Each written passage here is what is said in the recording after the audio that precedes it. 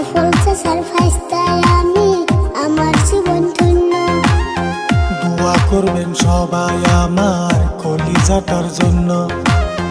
কত কথা শিখলাম কাকা আমি তোমার কাছে।